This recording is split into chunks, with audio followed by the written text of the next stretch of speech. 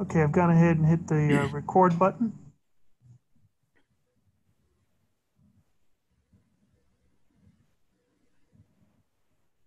So we are recording, and Rick, when you and Jenny are ready to go, feel free to take it away. Okay, welcome everyone to this fifth session of Startups Stay Engaged by Activate New Mexico. Today, the topic is, are you really listening to your customers, team, partners, and investors? And Jennie Grau, President of Grau Interpersonal Communications, will be facilitating this session.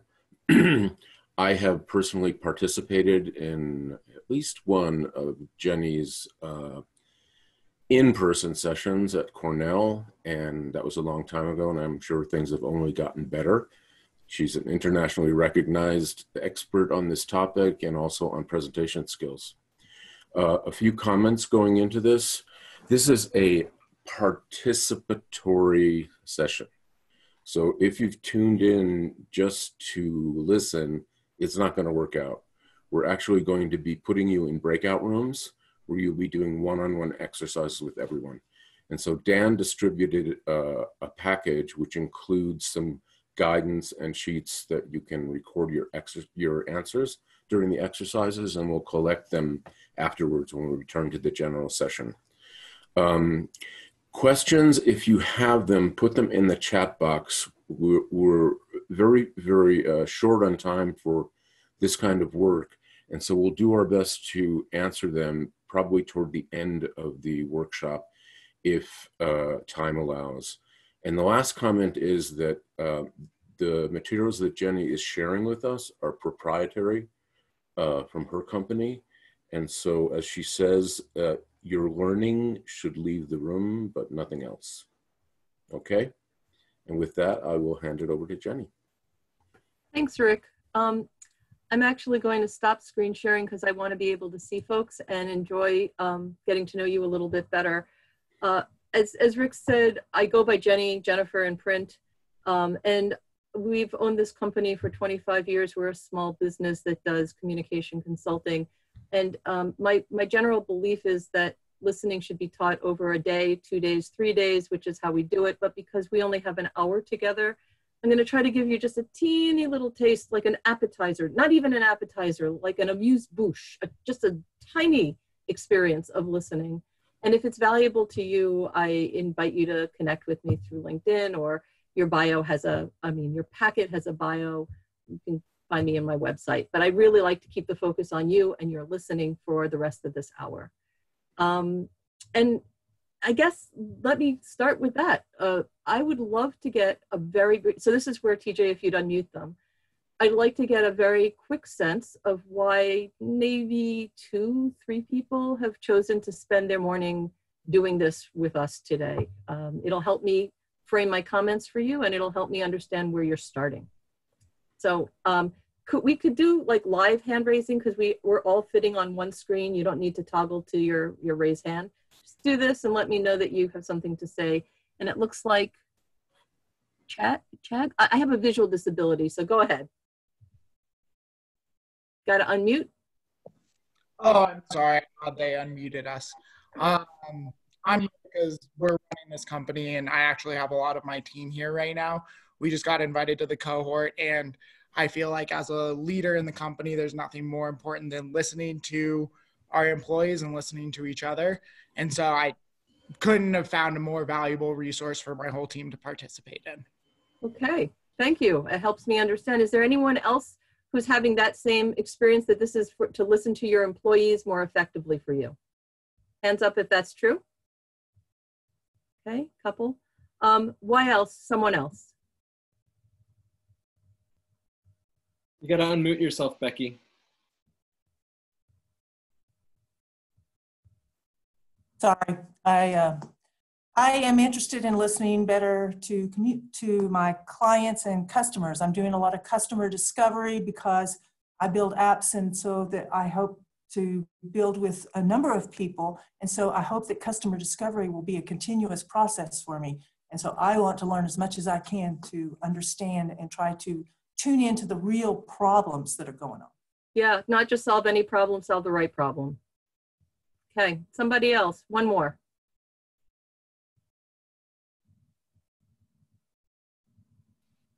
I'm Adam with Sparks Flow. I help people organize their world, so especially family businesses. So for me, it's helpful to learn good tools to actually help others do their business better too. And of course, I can always learn, but I'm in my first year, so I'm learning everything mostly before I get to do a lot of it. So. Okay, so listening becomes a tool for you for the learning. Yeah. Okay, great. Well, it sounds like you're all in the right place. And if I didn't hear from you, there are many other applications for listening, but we will get to talk about a few of them and how to do it a little bit and just get you into some experiential listening so that what you take home from this is not just some academic stuff, but also some applied stuff. So I'm going to start screen sharing, and I'm actually going to talk about our first slide, which has to do with the cost of poor communication. So $37 billion is a huge number. And when you think about it as being an estimate of employee misunderstanding, you recognize the huge impact on just the operational side of running a business. This research was conducted in 400 different large companies of 100,000 people each. And what it says to me, basically, is that there is a lot to be gained by mastering this skill set and this approach to doing business. There's other empirical evidence that I don't have time to delve down into, but if you're interested, find me. Listening is a skill set that can be learned and improved through training. And it's an incredibly complex, multifaceted beast. It's cognitive, it's affective, meaning it has an attitude and a feeling component to it. And it also has a skill set behavioral component to it. So, the fact that we are challenged as listeners is not surprising when you think about how we acquire our communication skills. And right, we have 4 different skills: 2 are visual, 2 are oral. And if you think about your own education, how many years you spent focusing on learning to read, it's usually anywhere from 6 to 10 years, depending on how far of an education you had. And writing is often anywhere from 8 to 12 years, depending on, again, how much writing practice you have and whether you consider letters writing or not. If you're lucky, you got a couple of years of presentation skills, kind of high-level speaking skill training. But most people do not have any listening skill training. In fact, if they do, they had a chapter in an interpersonal communication textbook, or maybe they got professional development as you're doing here. Right? But that's usually the extent of the skills training that people have. So it's not surprising that people struggle with this. We have 2 different takeaways from this listening skill set. One is task related, which is that we tend to gather better information. When you talked about wanting to understand the customer experience, getting to the root cause of the real problem that's trying to be solved. And in that regard, we usually gather better data and we make more informed decisions, get a bigger slice of the pie, not just our view, but our customers' perspectives, our investors' perspectives, our team members' perspectives, our partners' perspectives. And on the basis of that, we make a more durable solution. The other side of it is very much employee related and other relationship development. We know that when we listen well, we build relationship, we build trust, we build loyalty, and we enhance people's sense of well-being. Right? And again, the literature is replete with studies that show us that listening is a powerful business skill, not only in the short term, but in the long term. So I think with that, I'm going to ask you, if you have your handout, I'm going to ask you to jump to page 3, which is about this first activity I'd like to do with you. And that's an activity about a tree.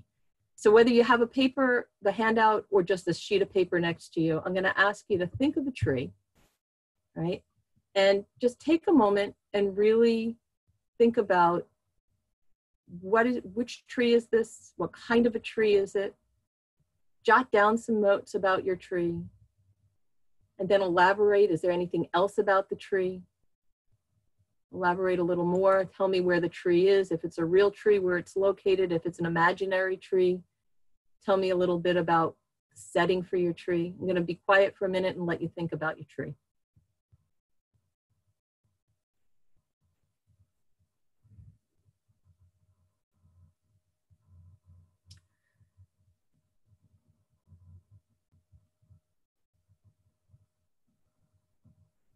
And TJ, I'm going to need you to unmute folks in a moment so that we can have everybody hearing an option to speak about describing their tree.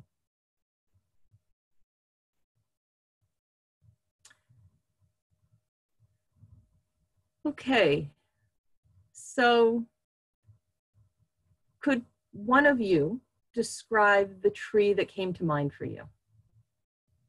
Again, you can just unmute and begin talking. There are very few of us relatively on this call.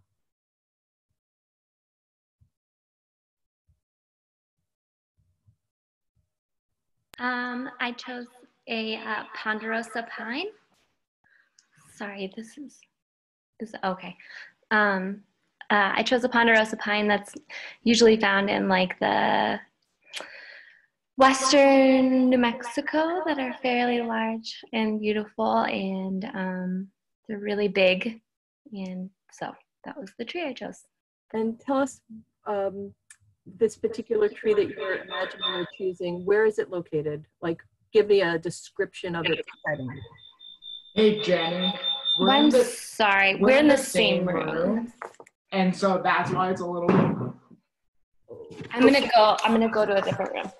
We're in the same room, Jenny. I apologize to everybody. That was a lot of feedback. Well, You just have to mute. Yeah. There we go.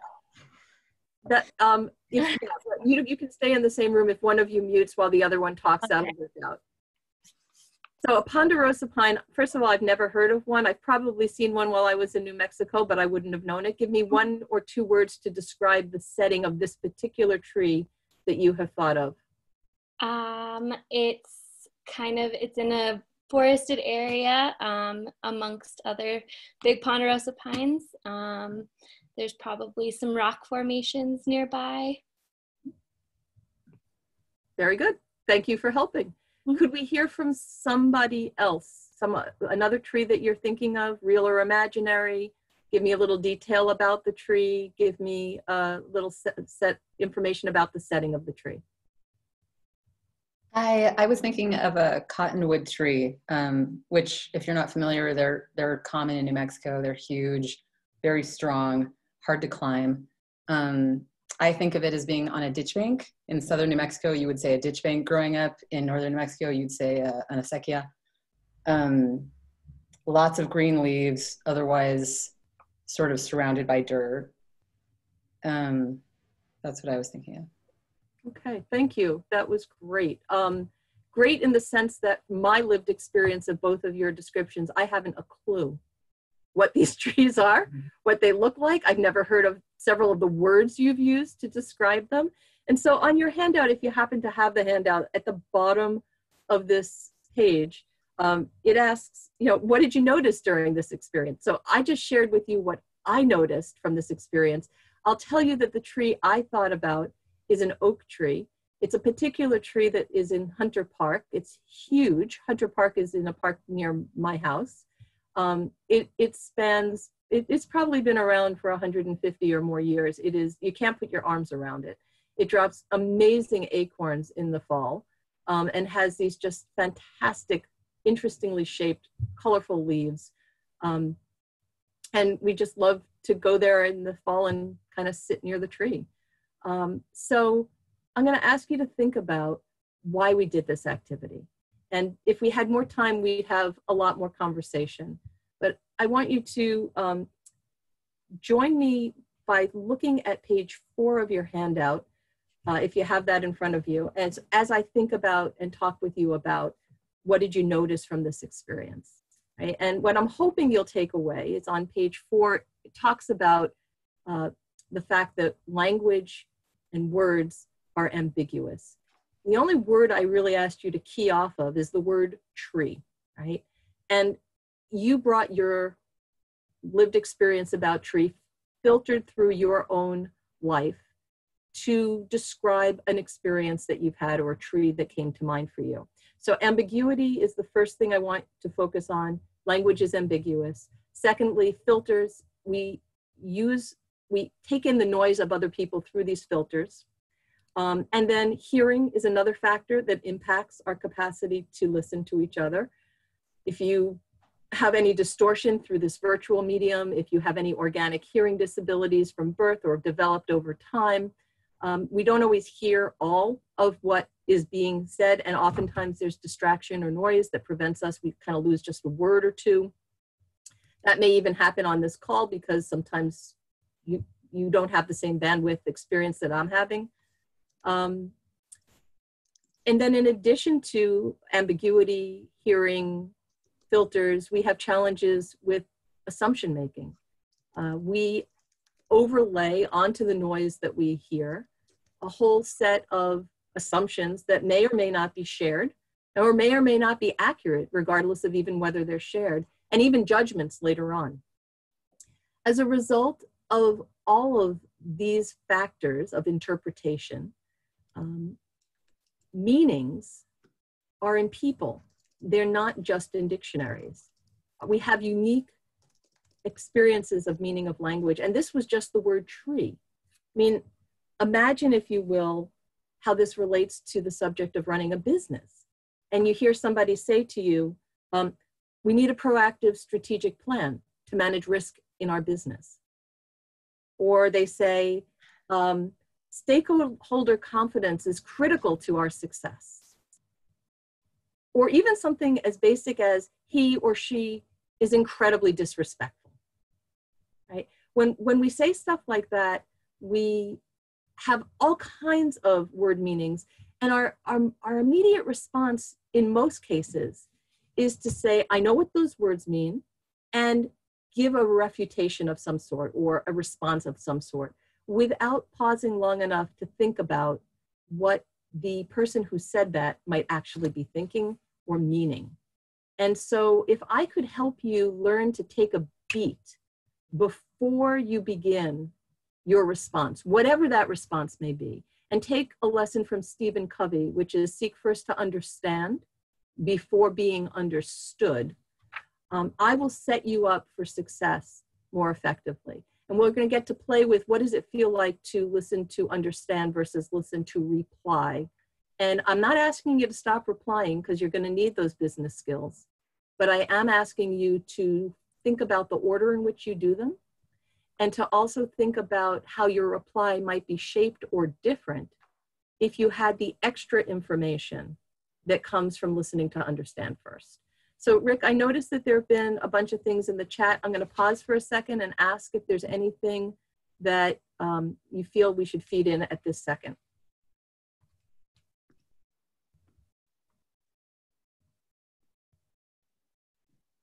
Rick, you have to unmute. Yes, not right now. I think we're good. Okay, okay. So I am going to just notice for you that page 5 of your handout goes into some of the details of key insights into listening that we are not going to read through or cover at this time because I want to get you into doing these exercises. But that page is there for your sort of reflection after this program is over. And okay, give me a second. So because we are frail as human beings, we have certain things that challenge our experience of interacting with each other, and running a business is certainly one of the most complex examples of interacting with each other. Because we're perceptually limited, but we usually think that we see the full picture, because we are chronic assumption makers, but usually are not aware of our own assumptions or other people's assumptions, and because we are judgmental often in ways that we have no clue are happening, listening becomes your primary defense to overriding these innate human frailties. And I like the words of Tom Peters when he talks about the four most important words he's found in operating his business. And I'll give you a moment to think, what 4 words would you choose? His 4 words were, what do you think? Which signal a level of interest, respect, curiosity, willingness to understand something from someone else's perspective. And it also puts you immediately in a listening role. And so I encourage you to think about Googling Tom Peters' 4 important words. You'll get a nice video of his take on these 4 words and why they matter. But for now, what I'd like to do is get you into a exercise that gets you playing with this experience of speaking and listening.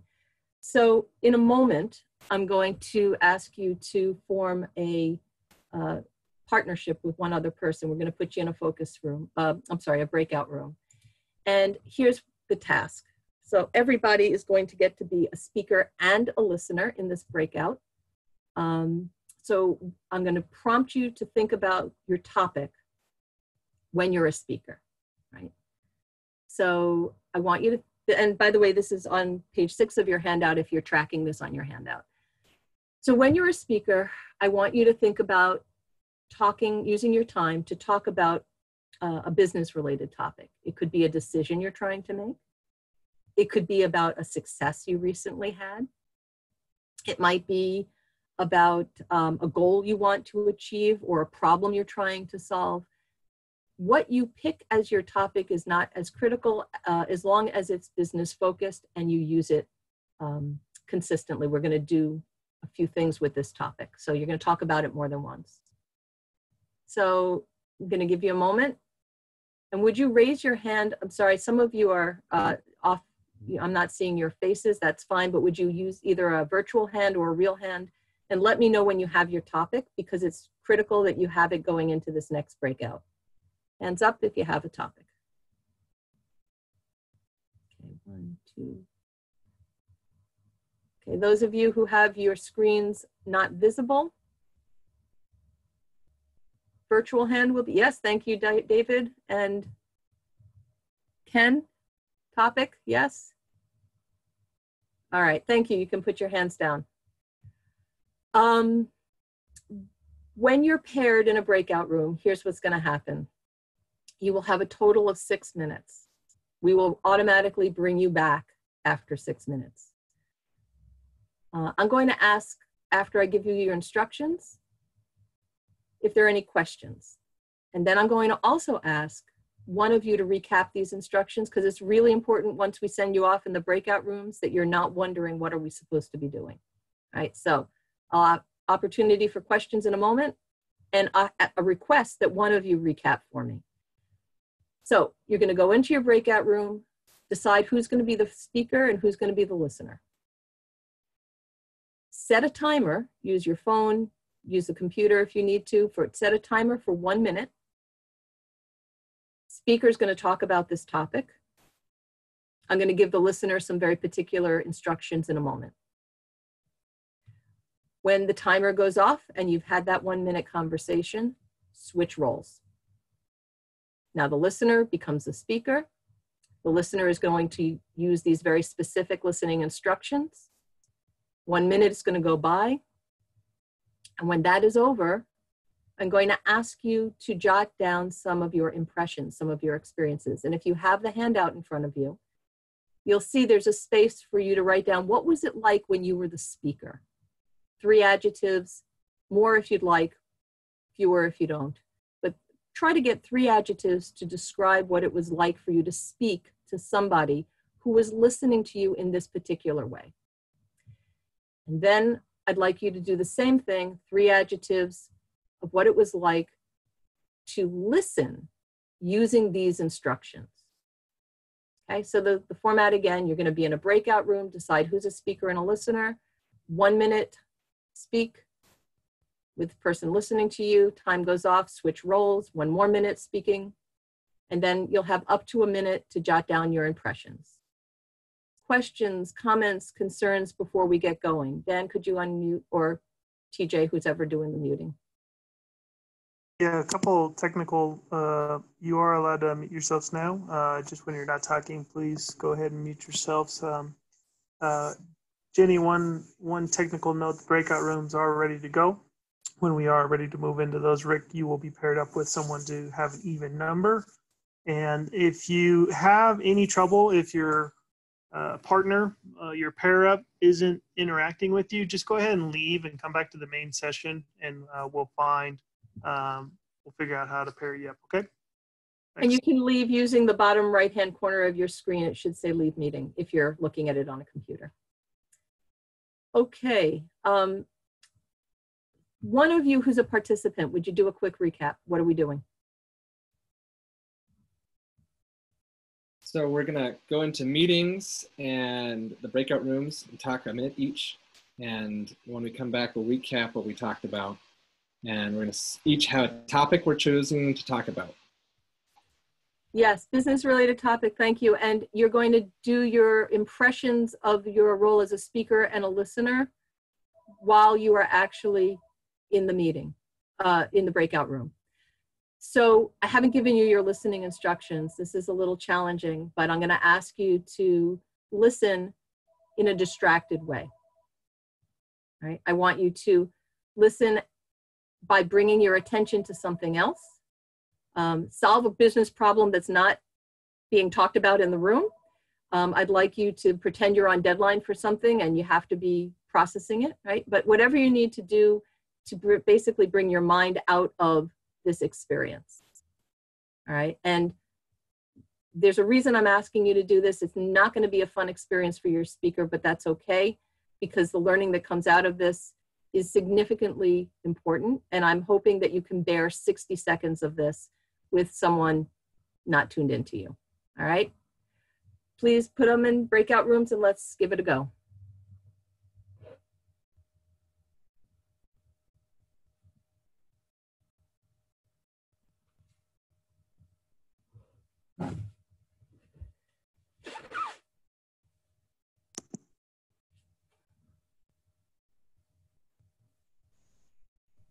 Kind of looks like Ken might be the only one who's not engaged at the moment.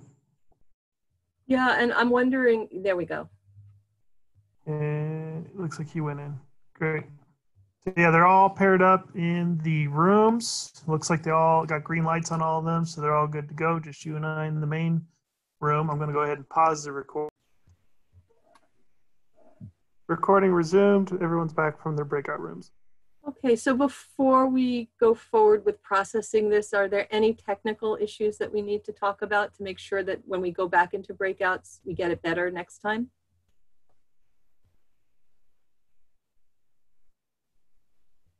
Not technical exactly, aside from my ability to listen on this end. Okay, by that you mean? I didn't get the instructions quite right. Didn't know what to do with the second 2 minutes, or second half of the page. Okay. Yeah. Okay, so ideally you were a distracted listener one time, and then the second time you were a speaker and someone listened to you in a distracted way. You may get an opportunity to pull some of the learning out of this just by experiencing the debrief we're about to do. So Rick, I'm going to ask you to screen share and do some scribing for us. And I'd like you to take a look at your notes for when you were the speaker. Okay, so in this first round, you each got at some point to be a speaker. Could you tell us some of the words that described that experience when you were trying to speak to someone who was behaving in a distracted and disconnected way?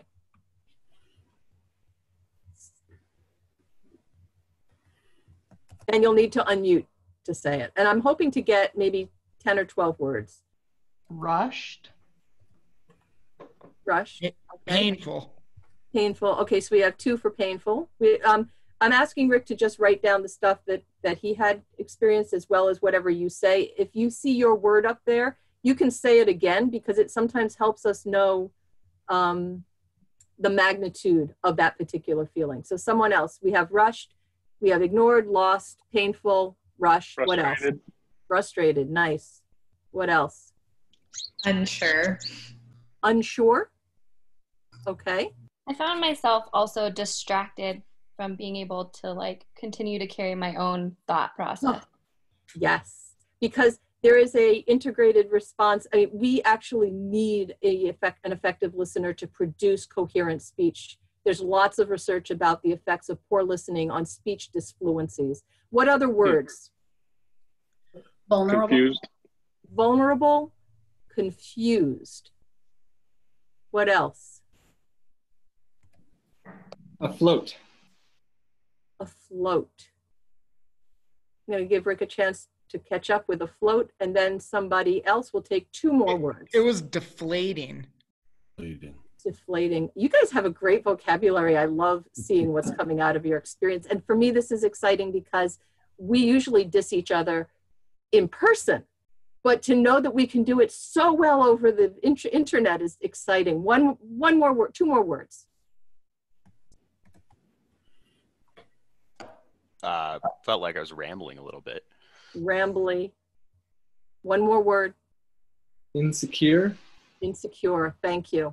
Okay, so that was the focus on the speaking experience. Let's take a look at the listener experience. When you were a listener and told to listen in this way, what was that like for you? Uncomfortable. It was familiar. Okay. Uncomfortable. Uncomfortable. I was really bad at it. Okay. So it was hard. Would that be a fair Yeah, word? I think that's accurate. Okay, hard. Difficult. What else? Would that be okay? Difficult? Distracted. Distracted. Shame. Ashamed. Yeah, shame or ashamed. Yes. Okay. Normal. Disrespectful. Someone said normal. Someone said disrespectful. We'll take two more. Overwhelmed. Overwhelmed. One more. Disappointed. Disappointed. Thank you. So disappointed, overwhelmed are the last two. Thank you, Rick, for being such a great scribe. So I have some observations that I want to make about this experience. None of us set out to go into a conversation or an interaction to have this kind of an impact on a speaker. I think we could agree that this is pretty dysfunctional on both sides. And yet the discomfort that you are experiencing as a listener, having this impact, is principally because you are aware that you were to ignore, disengage, kind of tune out, right? That was this conscious awareness makes that salient for you.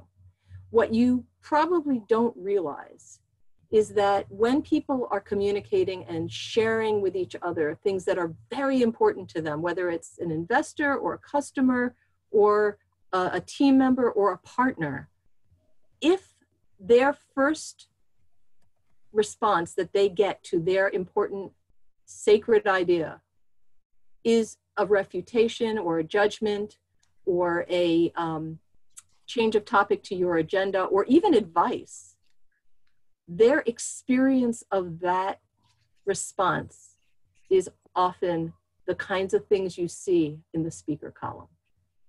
Now, that's not your intent. I know that. We would never do business well with each other if that were the case. But because we tend to respond from that place of our own agenda, and I'm going to do a quick screen share, Rick. Can you stop sharing? Yeah. Okay. I'm going to do a quick screen share. Whoop. I can't yet. Okay. Just a second. Right. So, okay. The behaviors that are associated with listening to reply are important business skill sets that you need to have, right? Giving advice, evaluating, justifying or rebutting your position, having your own agenda. Notice that all four of those behaviors come from your own experience-based. They are not about understanding somebody else's world. They're about understanding your world and sharing that. Now, I'm not saying you shouldn't have that information. I'm just saying that the order in which you do it really matters. Listening to understand is about inquiry or probing into somebody else's experience. It's about comprehending what they have to say. That's the informational content and the ideas. It's about supporting, which is actually about understanding the emotional impact and the underlying interests and needs that that individual has. It doesn't mean having the same ones or agreeing with them, but it means being able to reflect them back to somebody so they say, yes, that's what I'm talking about. You can respond to that by saying, okay, there's something else I would like to add to that, or I see it differently, or would you be open to hearing why I think about that differently? And then using this second skill set of reply to share your worldview. But until you've done their part, right, this listening to understand part, the likelihood of them being interested and able to take in your stuff is fairly limited. They want to know you got them before they get you. So I'm going to give you an opportunity to go back into another conversation. I'm going to give you the instructions again. It's very similar. You are going to have 2 minutes to converse. Hopefully it will be a better conversation because I'm going to give you different listening instructions, but I want you to keep the same topic. Whatever you were talking about, talk about it again. And this time, as a listener, I want you to try to use your very, very best nonverbal presence, your face, your upper body, your voice even. Oh, back channeling is what we call that. You can step into the conversation verbally, but there's a few sets of words you may not use if you are the listener, right? Speakers, you can use any words you want. But if you're the listener, you cannot use first person language. What do I mean by that?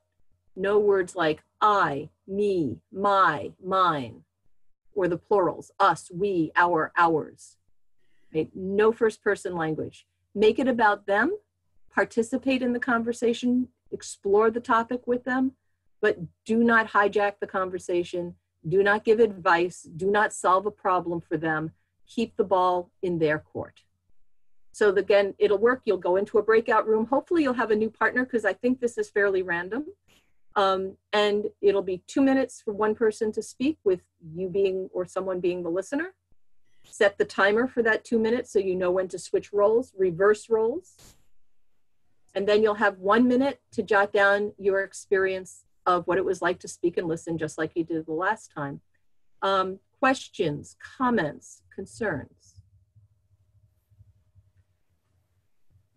I would love for you to talk about maybe the difference between being able to see somebody and not. Yeah. Okay. I think that would be interesting. Thank you. So David, I don't know if you're able to turn on your camera, but we know that being able to speak to a human face that is responsive and supportive enhances the quality of speaking that we have. So I don't care about your housekeeping. I'm not here to judge your decor. If you have a pet in the room that runs in, I won't be offended. But being able to see a face makes a difference for a speaker to be able to connect. You only have a certain amount of bandwidth.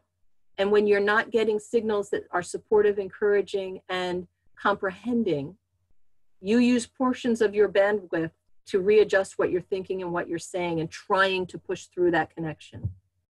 David, did that address your thoughts? Yeah, that's great. Thank you. Okay. Other questions? So Dan Huron says that we're going to have the same partners on the chat. Okay. Well, Dan Huron is king or God. So you're going to have the same partners. Try to be nice to them if you're feeling a little angry about the way they treated you last time. Jennifer, can you clarify the time again? Did you say it's going to be 2 minutes this time? First of all, I want to thank you all for your earnestness in trying to do this exercise. And I love questions because inquiry shows me that you're curious and attentive as listeners. So thank you. Yes, 2 minutes for your conversation, reverse roles, another 2-minute conversation.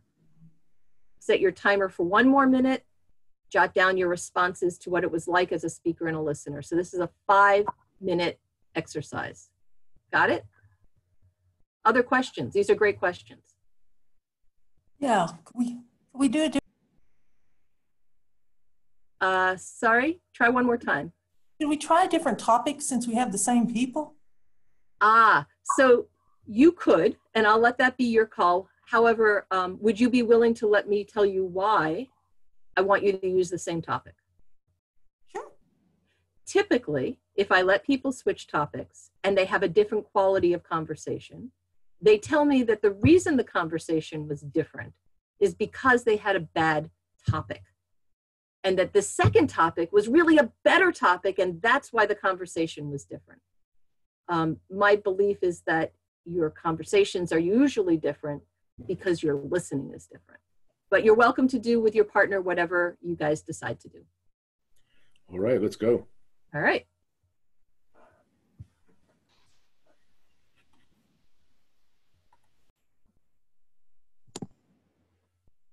Recording resumed. Thank you. 37 seconds.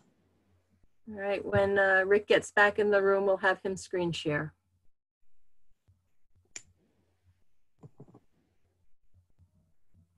Hopefully I haven't traumatized you all. There's some smiles, that's good.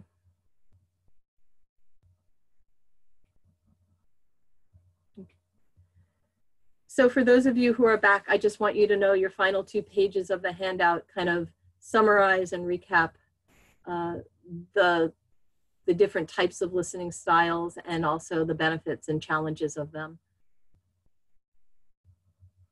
Welcome back, everyone. Rick, if you could, Rick is not back yet, no? Well, that was fast. Yeah, so thank you for saying that, because one of the things we discover is that our perception of time changes dramatically. Mm-hmm.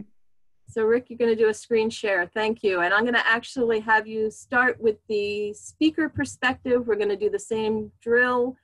Would you please give us a few words to describe what this was like when you were the speaker? And I can't see the person's name anymore, but whoever just said this was fast, was that when you were a speaker?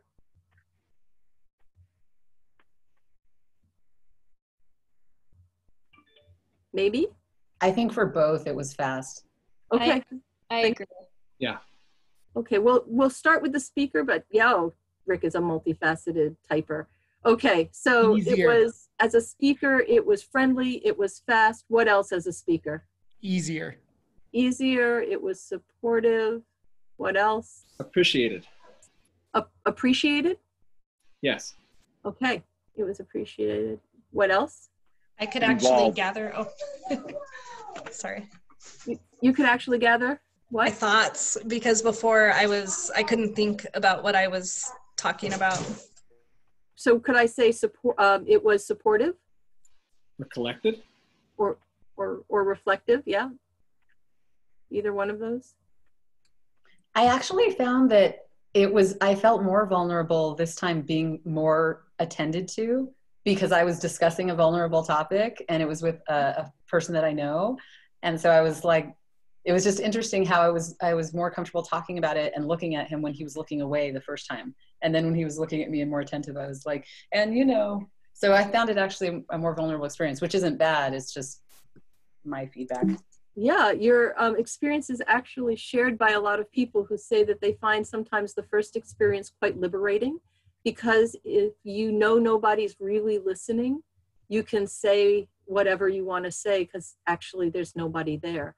But when someone is truly paying attention, and particularly if the topic matters to you, that connection and that focused collaboration can be vulnerable. Yeah. What else? What other words? When you were a Fun. speaker. Again? Wanting to know more.